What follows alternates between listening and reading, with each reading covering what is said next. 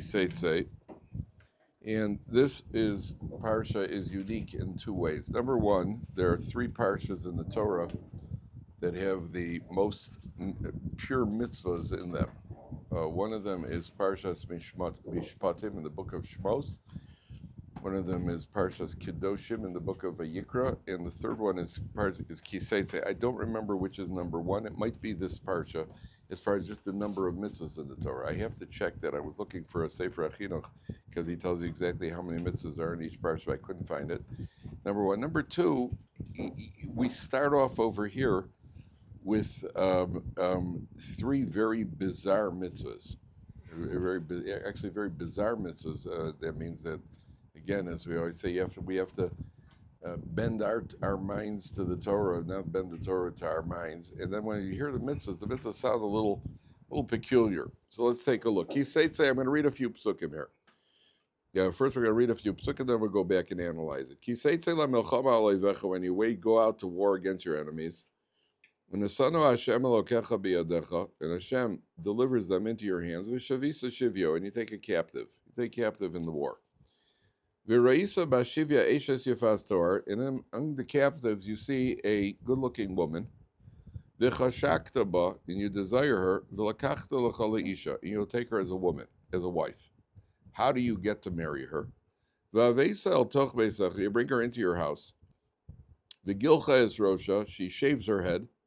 The asasa is sipar, she does her fingernails. According to some, she lets them grow, or according to others, she cuts them short, whichever will be more unattractive. The heisira esimla shivya me'ala, she removes the garments that she was captured in, and she puts on very, very plain house garments. The yashva ve'beisacha, she sits in your house. Uvachasa esavia ves'ima yerach yamim, she mourns for her parents for a month. Then you may cohabit with her, and she becomes your wife. And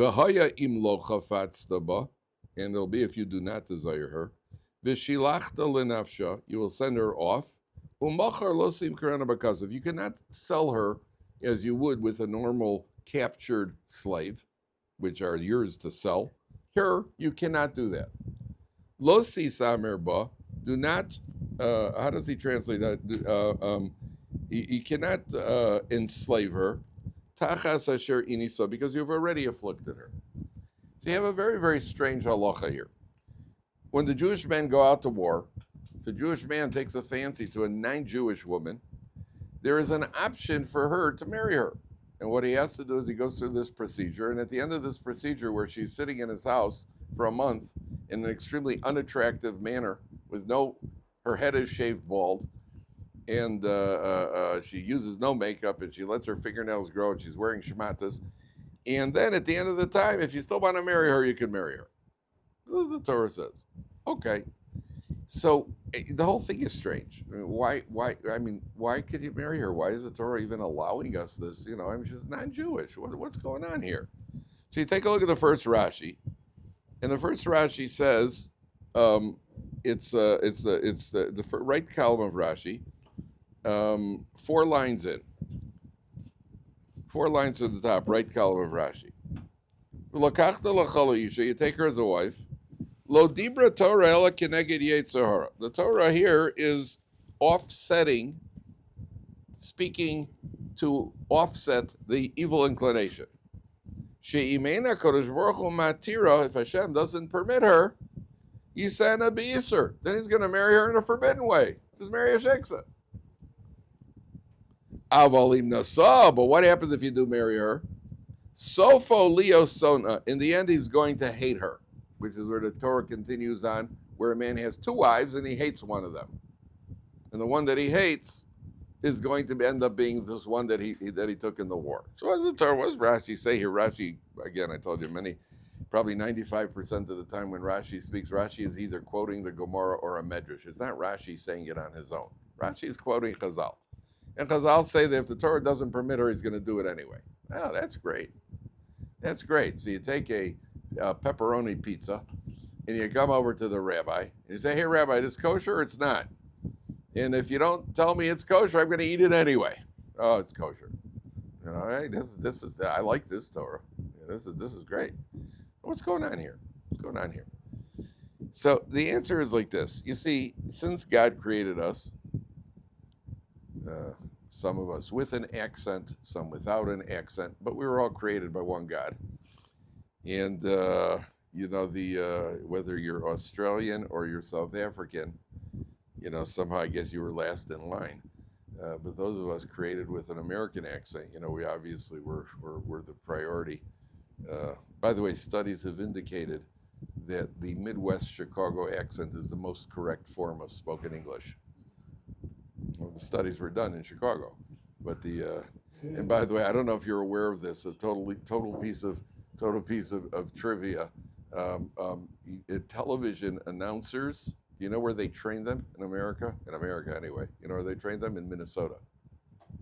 Apparently, that's considered the flattest, most neutral accent. Newscasters, those people. You never hear a newscaster with a Southern accent like, yeah, well, he shot him up, but we love him anyway. You never hear him with a Brooklyn accent. Thick, whoa, it's always that kind of that flat parv accent.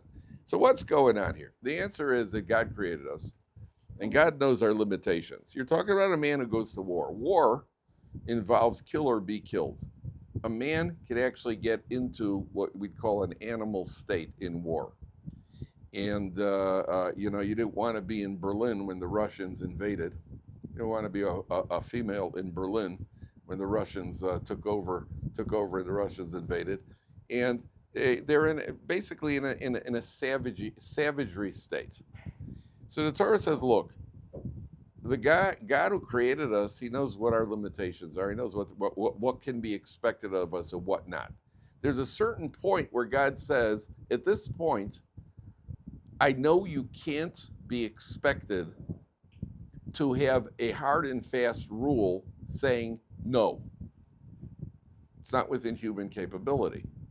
I'm advising you don't do it because I'm telling you it's not good for you because you're going to end up hating her. Which is true in life in general of infatuation. When you're infatuated, it's always an unhealthy state. A person who's infatuated, the infatuation wears off very quickly, and then the personality comes out.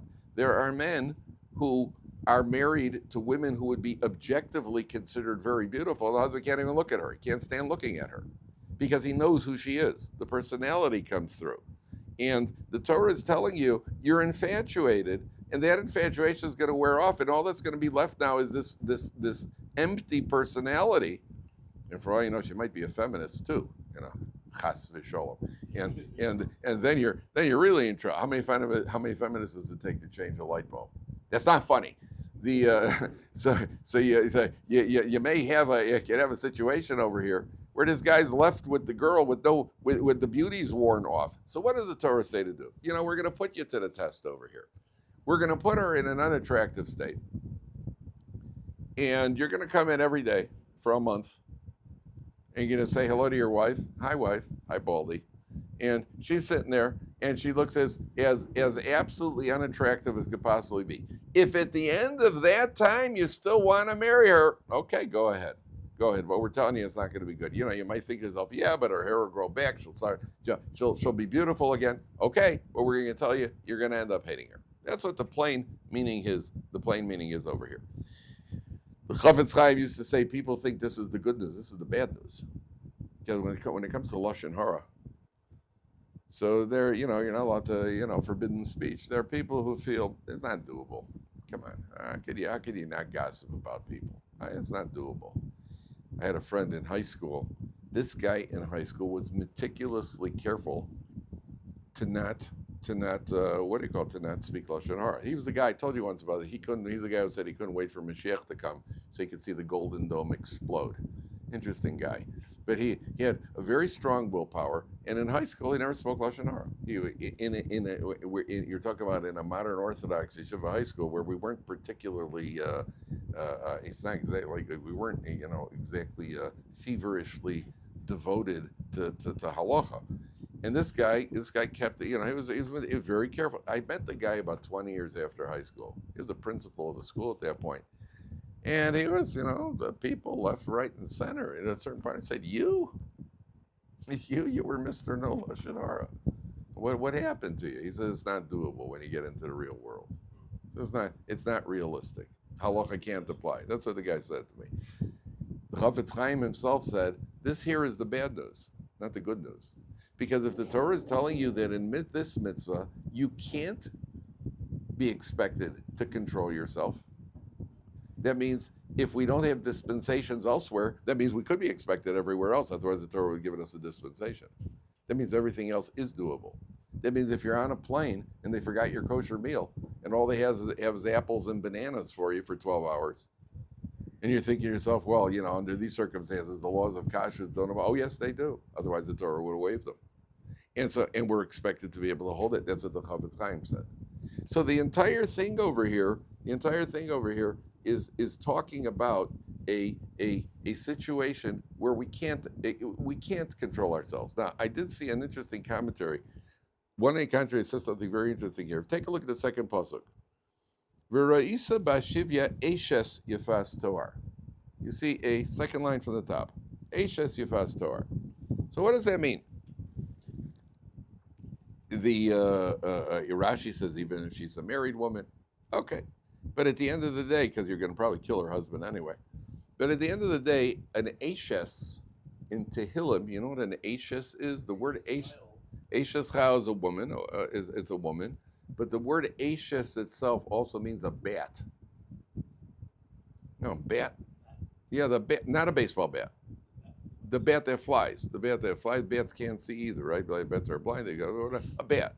A bat is not a beautiful creature. Certain animals are beautiful. Certain animals are not beautiful. You see a deer, a beautiful animal, right? And you see a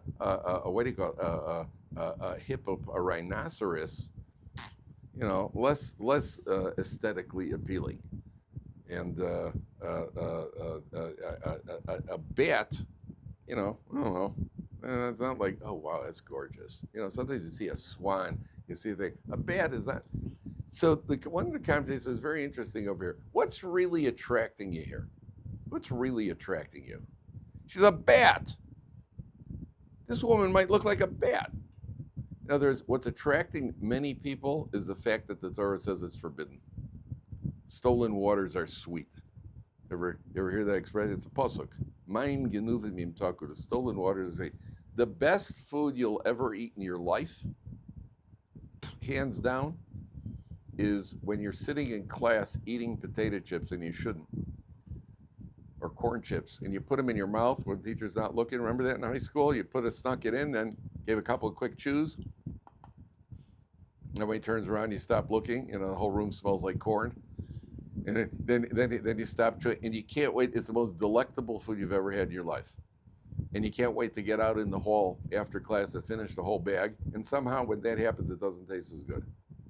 You know why? Because it was forbidden.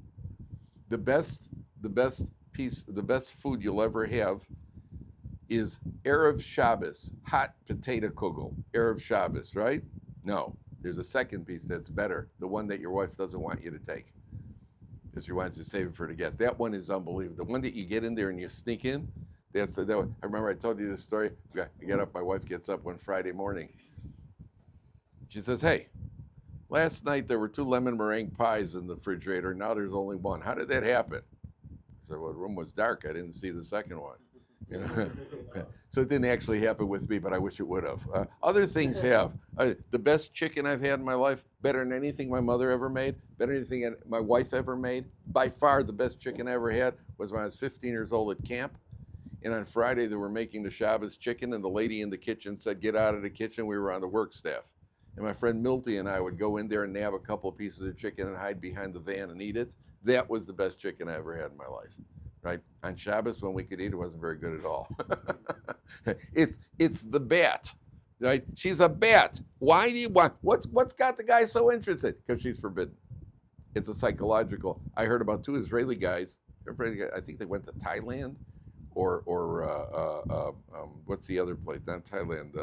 Indonesia, one of these places, because there was a country, one of these countries where there's a restaurant that serves octopus. and they couldn't wait. They had to eat octopus, so they flew all the way out there just to be able to eat octopus. Now, gentlemen, between me and you, there may be certain foods that are not kosher that are tempting. Between me and you, right. And so the Torah is telling you, she's an Ashes Yeshivat Ohr. She's a bat. She could look like a bat, but nevertheless, the guy desires her. Now, I will tell you something, a very deep concept. Can't ask me any questions. I'm telling you a Kabbalistic concept, which is mentioned by the Orach Chaim HaKadosh. I can only tell you what he said. I cannot answer your questions. But the Orach Chaim says that over here, this entire section is alluding to something much deeper. The Orach Chaim says that at the time of the sin of Adam Harishon, the original sin, there were certain neshamas that were captured by the forces of evil, the spiritual forces of evil, at the time of the original sin. What that means, again, I'm only telling you the words of the Orach Chaim. You can do with it what you want. Certain neshamas were captured, and these are the neshamas of the converts who will eventually rejoin the Jewish people. The neshama is called the Yeshivat Ohr. It's the name of the neshama, the beautiful woman. Certain women possess this neshama. Who went out to war for the Jewish people? Only people who were sinless. Remember last week's Parsha, it says anybody who got married, made a vineyard, built a house, you leave the battlefront. And anybody who's afraid to go to war, and the Gemara says, what are they afraid of? So Rabbi Akiva says they're afraid of the actual battle. They're afraid to see swords and, the actual physical battle. They're afraid. They're chicken. They're cowards. But the other opinion in the Gemara is they're afraid because they know they've sinned. And they don't want to be at a battlefront where there's a prosecution from the evil inclination, from the Satan is prosecuting because they know that they've got a vulnerability because due to the sinning. And therefore they go home. So they withdraw. So who went to war for the Jewish people? Only a man who was confident that he was sinless. Even somebody who spoke between tefillin, putting on his hand tefillin and his head tefillin, doesn't sound like a major flaw, right? A man who knows, a couple of days ago I was in shul, I was putting on my tefillin, and a guy came in and he said, hi. And I said, hey, how you doing, Frank? He could leave the battlefront. So who went to war? You're talking about people who are big tzaddikim. These tzaddikim went to war and had the ability, when they saw these women who were captive, they had the ability to be able to look and say, that woman possesses a Yeshivat Ohr neshama. I'm going to marry her and bring her into the Jewish people. There's only one problem. You might lose your objectivity. Are you sure that you're looking at her neshama? Or have you been taken by her beauty? Because even a tzaddik, not so clear. So what does he do? What's the acid test? The acid test is bring her home and make her unattractive. If you still want her at that point, then the chances are you've spotted the Yeshivat Ohr and you're allowed to marry her. That's what the Orach Chaim says. The obvious question, which the Orach Chaim himself knows, if we know it, he knew it. The obvious question is, so why does the Torah say you're going to go on to hate her? Okay, if you're doing it, if it's the right thing, so it's a very good question. I don't have an answer for that. I got to tell you, the Orach Chaim knew that, and but there is a concept in Torah, by the way. That two sections don't necessarily, there's one opinion as one section follows the other. There are other approaches they're independent. So it could be the Orach Chaim is understanding it at that level on an independent, that the two sections are not connected. But at the end of the day, that's what the Orach Chaim says. That's what's underlying the underlying idea over here. Now, other Mefarshim say that we're talking here about a strategy. Who is the ultimate enemy? The evil inclination. And therefore the Torah says, Ki Seitzei la milchama al oivecha. What's the strategy to overcome the evil? We have to take the first step. A person cannot sit back and say, well, Hashem, help me to overcome the evil inclination. We have to take the initiative. Ki Seitzei, when you go out and you battle like your enemy, then unesanu Hashem lokacha v'yadecha, then Hashem will deliver in your hand. But we have to take the initiative. We have to fight. How do you take the initiative? Okay, I want to fight the Yetzer Hara. What do I do? I put on the boxing gloves. What are the boxing gloves to fight the Yetzer Hara? Well, one of them is Baba Kama, and the other is Mishnayos. It's Torah. person learns Torah, that's the best way to fight the Yetzer Hara. Even now, we're in the period of Elul, and I'm sure you've heard about Tshuva, and Rosh Hashanah, and Yom Kippur. This is a serious period of time that we're in right now. And we all want to do Tshuva. So I want to tell you something, gentlemen. One of the most powerful things that I heard, there's a Gemara that says Rabbi Yochanan, the great Amora Rabbi Yochanan, who's the author of the Yerushalmi Talmud. So the Gemara says that Rabbi Yochanan met a young lady, and Rabbi Yochanan said, we learn fear of sin from this young lady. How so? Rabbi Yochanan says he saw a girl, young maiden, and she was davening. She was saying, please Hashem, help that no men should stumble because of me. She was davening that she should not be a stumbling block for men. Okay, so Rabbi Yochanan said we learn fear of sin. I'll tell you, gentlemen, I recently learned a lesson from a young lady. I'm not Rabbi Yochanan, but and I think that the Gemara, why did the Gemara tell us that? Why did the Gemara even bother telling us what happened with Rabbi Yochanan? Rabbi Yochanan learned fear of sin from a young lady. Why is the Gemara telling us that? I think the Gemara is telling you that, by the way, it could happen to you in life also. You have somebody with more life experience, and yet somebody with less life experience could teach you a lesson too. It sometimes happens with kids. You just see what, you can learn stuff from kids, even though we're the parents. You watch your kids, and you can learn certain behavior from kids, proper behavior and improper behavior, but you can learn. So I was talking to this young lady who herself struggled with fear. She comes from a religious home, and she went off in the past. She was off in the past, and then she came back. Today she's, Baruch Hashem, she's frum again, and she's completely observant. She came back strong. I was talking to this young lady about this, somehow we crossed paths, and she consulted me about something. And at a certain point, it came up, I said to her, how do you feel about your past? Do you feel guilty about your past at all? Do you have any, and she said to me, if Hashem forgives me, who am I not to forgive myself? I was very impressed. They're very impressed. And sometimes we eat ourselves up because, hey, I did this, I did that, I didn't do what I should have done. Hey, listen, we're all trying, we're all improving. It's Yom Kippur is coming up, and Yom Kippur is an atonement. It wipes the slate clean. Hashem forgives us.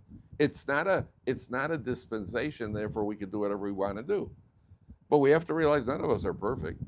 And we did something wrong, but HaKadosh Baruch Hu, we're doing tshuva. What's the best way to do tshuva for men is to learn Torah. That's the best way. Just like people are beating their chest. By the way, you don't have to beat your chest. Sometimes I've been in shuls where you hear thumping.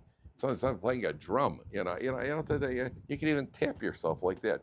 The whole idea is symbolically. We're just saying it's my heart that pushed me in the wrong direction. They always make fun of us. The anti-religious make fun and say, yeah, the religious, they just go like this a couple of times, and now they think they're forgiven. And that's a minor part of it. Banging the heart is a minor part of it. It's symbolic. It's what we're actually feeling, what we're thinking. And therefore, the first thing the Torah says is, go to war against your enemy. In physical war, the same thing. In physical war, if the Jewish people would be deserving, why doesn't the Torah say, in the first three words of the Parsha, why doesn't the Torah say, Kisi lochem, when you battle your enemies? Why does it say, Ki Seitzei, when you go out to war? Why doesn't it just get to the point? Kisi lochem, when you fight your enemies. Why does it say when you go out? The answer is because that's all we have to do. That's all we really have to do. And we have to show that we're take the first step, and then HaKadosh Baruch Hu will deliver them. Now watch this. Take a look at the last letter of the first 5 words of the Parsha. Yud, Aleph, see, Ki, last letter is a Yud. Everybody see that? Seitzei is an Aleph. La Milchama is a Hey. Al is a Lamed. And Chaf is Oivecha is a Chaf. If you rearrange those letters, the Yud, Aleph, Hey, Lamed, and Chaf, you get the word Elokecha, your God. That means you're going out to war, but who's really doing it for you? Your God is doing it for you. If you take a look at everything that any war that Israel's ever fought, including beepers and knocking out Iranian defense, the entire Iranian defense system, so that they could fly around unimpeded over to Iran. All these things. How come it's never happened before in the history of the world? How come that never happened before? How come in the 6-day war, Israel knocked out the entire Egyptian and Syrian Air Force on the first day of the war? When's the last time that happened? Does it? The answer is Elokecha. You go out to war, take the initiative. But at the end of the day, Israel's the mouse that roared. Couldn't do it on our own. Not only that, right there you go. When's the last time America got involved to help somebody else like that? You understand? It's not us doing it. It's not obviously it's not us doing it. By the way, it's very frustrating for Israel. They don't like that. In the Gulf War, we were here in the Gulf War when Saddam was saying he should rest in pieces. So when he was, the Americans told the Israelis, stay out of it, we'll take care of it. That was very frustrating because part of the whole approach over here is that kochi v'otzem yadi, and the Torah is alluding to over here the idea that underlying everything is Hashem. Hashem is taking care of it for you. Now take a look at the next section. Kisiyena leish shtei noshim. When a man has two wives, ha'achas ahuva va'achas snua. One of them is beloved and one he hates. Which one is the one that he hates? This beautiful woman that he took, that the Torah says better not to, but go ahead if you want. He ends up hating her. V'yoldu lo banim ha'ahuva v'asnua. They both give birth. V'hoya haben ha'bechor lasnia. The firstborn son belongs to the hated one. Now, the firstborn gets a double portion. But if a man dies, the firstborn gets a double portion. The way it works is that when a father dies, if he has 5 sons, you divide the property into 6. That means the firstborn son gets double of what any other, he doesn't get double all of them. He gets double portion of what each individual gets. So you divide it into 5, you divide 5 into 6, and he gets 2 portions. That's what the Torah says. So, beyond the day that he is bequeathing his property to his children, lo yuchal levaker es ben ha'ahuva, he cannot put ahead as a firstborn the son of the beloved wife, alpnei ben hasnua habechor. He cannot supersede him. That means that he has no choice but to give by Torah law the son of the hated wife, which he's not thrilled about. He's going to have to give him the double portion. The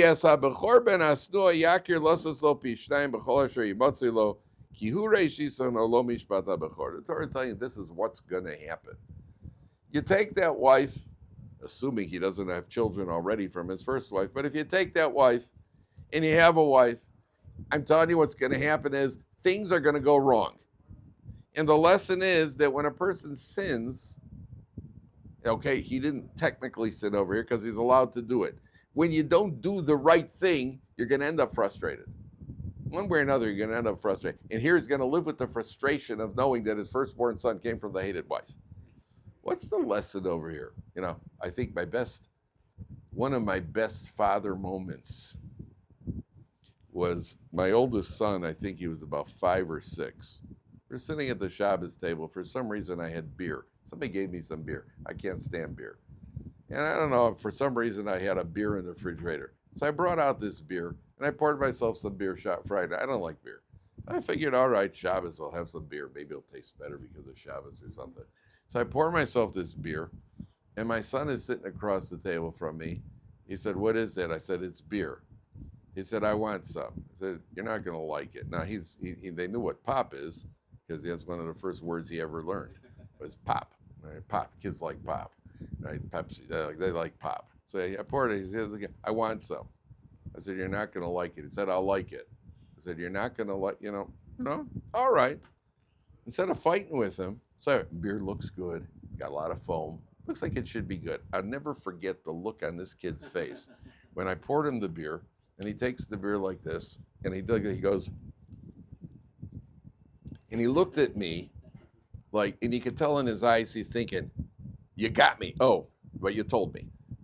That was one of those daddy moments. Now you can trust. The old hound is still wisest, right? Now you can trust. He's done it to his kids, by the way. Not with beer, with other stuff. He doesn't fight. When the kid wants something and he knows he's not going to like it, he just says, go right ahead. Because he learned, did he learn the lesson? The Torah is teaching us the same thing. Hashem is telling us, I'm telling you, it's not good for you. You want to do it? Go ahead and do it, but I'm telling you, it's not a good idea.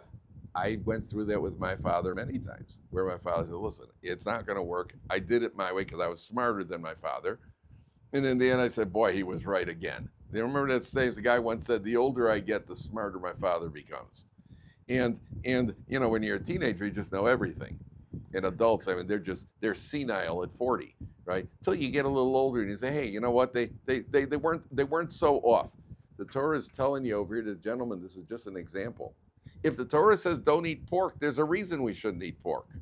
The Torah is saying it's for your benefit. Why? I don't know. But the Torah is telling you, I'm telling you, it's not good for you. The same thing with shatnez, and the same thing with non-kosher food, and the same thing with immorality, the same thing with idol worship, the same thing. The Torah is telling you, the God says don't do it, it's not good for you. The example used in Parshas, I forgot which Parsha is, where it talks about the forbidden animals. So it's like two people go to the doctor. One guy is so sick, he's so unhealthy, the doctor says you can basically eat anything you want. Indulge in anything, because there's no hope for this guy. Indulge in anything you want. You got so much messed up, you may as well, nothing can't get any worse. Somebody else who's in good shape, somebody who's very healthy comes to the doctor and says, you should avoid these foods. Avoid these things. At a spiritual level, the Jewish people have such a refined spirituality. God says, these foods, they're going to contaminate your soul. The non-Jews don't have that concern. And therefore, you can eat anything you want. The Jew, God says you can't eat, it's not good for you. So I had a friend, by the way. He had a friend of mine who's a doctor. They told me an interesting story. He said it was a girl, and she ended up with a parasite in her brain. And she went to the doctor. They had to do a surgery to remove this, or whatever the surgery was. And at a certain point, the doctor said to her, can I ask you a question? Are you Jewish? Which nowadays, chas v'sholom, a doctor's not allowed to ask. I mean, you're not allowed to ask that question. You can't even ask if it's a boy or a girl.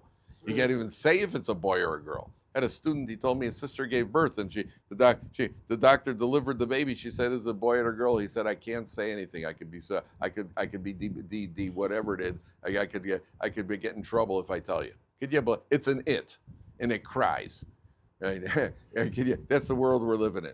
So the doctor said to her, are you Jewish? She said, yeah, why do you ask? He said, well, the parasite that you had comes from pork consumption. I know that Jews don't eat pork. She says, well, that's religious Jews. I happen to not be observant, and pork is my favorite food, and I eat a lot of pork. And as a result of that little musser shvuz, she became frum. She became a balas tshuva, right? So the Torah is telling you, don't eat pork. Why? There could be trichinosis poisoning. There could be this problem, that problem. I don't even know why. I don't care. God said don't, and therefore, you want to do it? That's what's going to end up happening. That's what the Torah is saying over here. Okay. Then it says like this, and this is possibly the most bizarre. Somebody had a question. Somebody have a question? Somebody had a question. Okay, this is possibly the most bizarre one of all. Kiyela ish ben sorero mara. A man has a rebellious son. Einenu shomea bekol avivu bekol imo. Page 1048. The Yisroso, the first time he gluttonizes, he steals food from his parents and he gluttonizes. They bring him to court, he's whipped, v'lo yishma aleim, and he doesn't obey them. And he repeats his offense. And the Gemara says he steals a certain quantity of meat and he eats it in a semi-raw state. I guess what you call steak tartare. But he eats it you ever had that? Yeah. What is it? I didn't ask about, but you also like sushi. We don't agree on that either. So you are not qualified to render an opinion. I'm asking you what it is. Raw beef. Raw beef. What, ground up? It's minced. They chop it. Oh, they chop it? Yeah. Oh, you're not just eating like a raw steak. Ground beef. They chop it up. They chop up what? Like a nice steak. And they just chop the steak up? Yeah. Oh, then you eat it, and it's raw. Huh. And you eat it? Yeah. Yeah. Uh-huh. You could eat raw meat. Yeah. You could. You do? What's so good about it? It's flavored? It's spiced up? Or? Yeah. Olive oil. Oh, olive oil. Oh, okay. There's olive oil. Oh, I forgot about the old olive oil. Oh, there you go. In any event, he eats remind me that I'm not friends with any of you. He eats semi-raw meat, and he steals a quantity of wine. So what happens? I mean, he's a teenager who's out of control. What do you do with a teenager who's out of control? Says the Torah. V'safsuvo aviv imo, his parents take hold of him. V'otzioso el zikne iro v'el shar makobo, they bring him to the elder, to the Beis Din. V'amru el zikne iro b'neinu zeh sorer umore. Our son is rebellious, and how does he translate in Arabic? He's wayward and rebellious. The word more, by the way, what's the word more mean in Hebrew? It's a teacher. In other words, he thinks he doesn't listen to them. He's instructing them. He's teaching others. According to some, it means he has an effect on others. Einenu shomea bekoleinu zolo v'soveh. He's a glutton. So what do? Urgavu kol anshe iro ba'avonim v'meis. They stone him to death. Uviarta rami kirbecha. You eradicate any of the evil from your midst. The Chol Yisrael Yishuv V'Yiro, and the Jewish people shall hear, and they shall see, and they shall become, They shall see what happens, and they shall be instilled a certain amount of fear, a certain amount of intimidation in them. I mean, let's put this, let's get, he's 13 years old. The Gemara says there's a 3-month period where it's at the onset of puberty. And in this 3-month period, he stole a quantity of meat and wine, and he drank it, and now we're going to stone him to death. What's going on here? So the first thing we have to know is that the Gemara says there never was and never will be a ben sorer umoreh. Never happened. If that's the case, so why did the Torah write it? So it says in the Gemara, drosh v'kabel schar. Study it, and you'll be rewarded.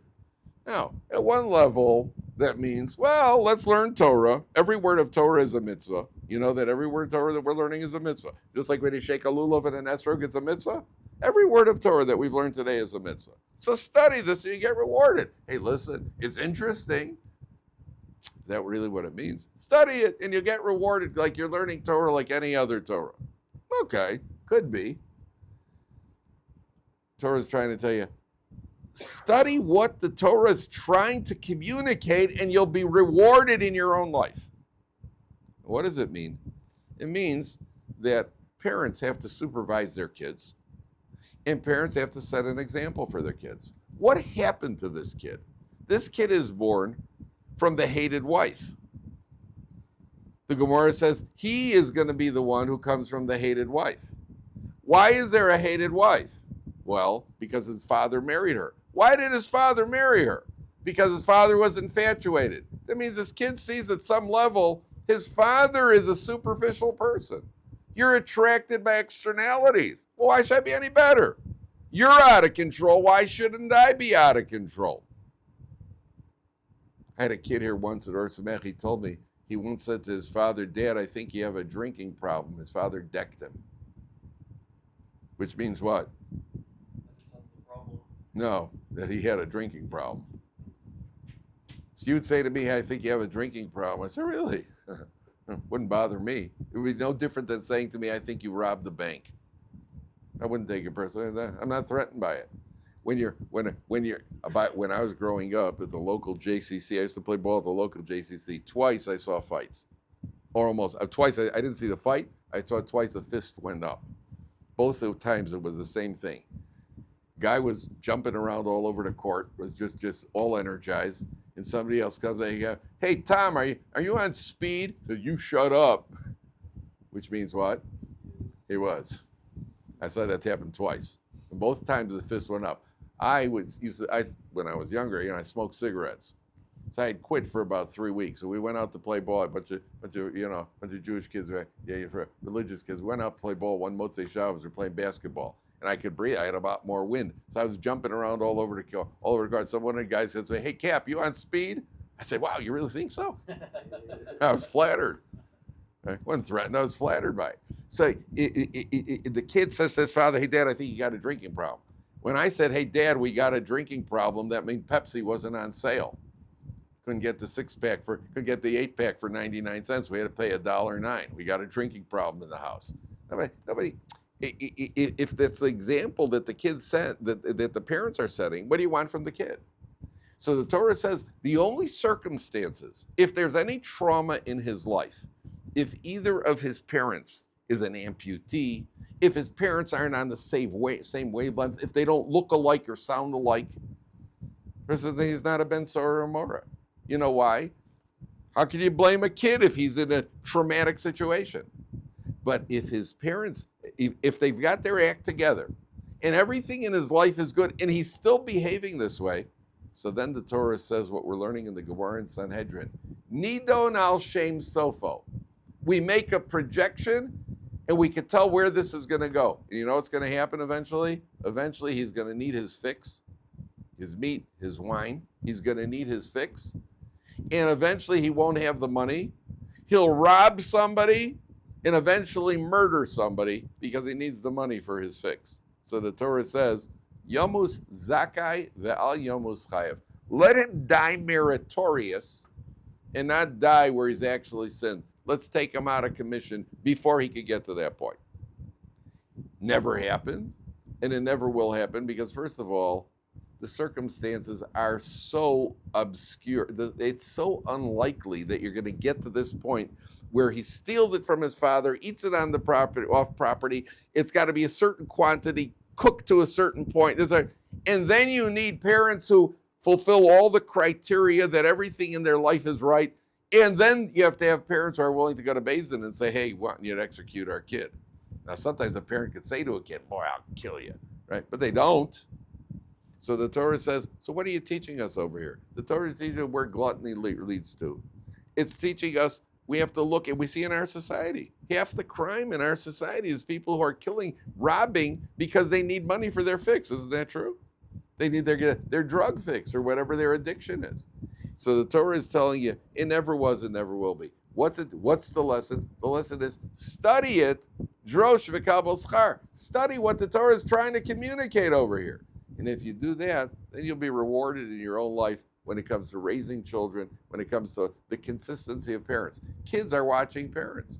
Kids see what, do you ever hear of Billy Smith? You ever hear of Billy Smith? Oh, come now, anybody? No, nobody heard of Billy Smith. Was the goaltender for the New York Islanders in the 1980s, where they won 4 Stanley Cups in a row. Billy Smith had a reputation of being the dirtiest player in the NHL. He was a goalie. When opposing players skated too close to the crease, he would take his goalie stick and he would slash them across the calves because that was the only unprotected part of a hockey player's body. He would wear socks. He didn't have padding there. He had padding, but he didn't have anything protected there. And he would slash them, which wasn't appreciated by others around the league. Eventually, his son, Billy Smith Jr., was 9 years old and started playing pee-wee hockey. And, of course, he became a goalie like Daddy. So the newspaper reporter interviewed Billy Smith Sr., and he asked him, is your son going to be slashing the pee-wees? And Billy Sr. said, no, he's not. He said, why not? He said, because I told him, don't do as I do as I say. I don't know what happened, but I have very little doubt that the pee-wees were limping. Because kids don't do what we say, they do what we do. They're watching us and they do what we do. They do say what we say. The Gemara says what you hear a kid talking, and when you hear a kid talking in the marketplace, whatever a kid says, he heard either from his father or from his mother. But the kid imitates their parents' behavior. You see a little girl in the house, even a child, little boy, picks up a sitter. Okay, he's 2 years old, maybe holding it backwards, and he stands by a wall and does like this. Because that's what his mother does. He sees his mother pick up a sitter and Dovid. He says, so they do what we do. And therefore the Torah is telling you, the Ben Sora More, of course he's not listening to his parents. Because his parents aren't on the same page. What do you want from the kid? That's what the Torah says. Okay, we'll continue tomorrow, Mitzvah.